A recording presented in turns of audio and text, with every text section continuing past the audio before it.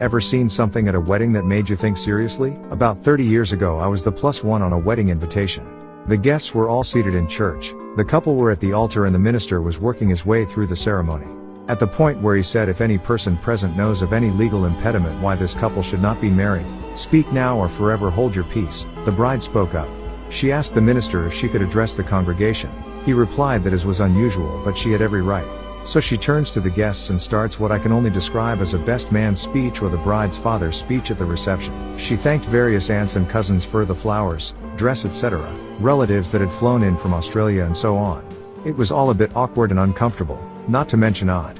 Finally she turned to her chief bridesmaid and groom and said, lastly I would like to thank my chief bridesmaid and groom, both of whom smiled, for sleeping together last weekend after his stag night and my hen night.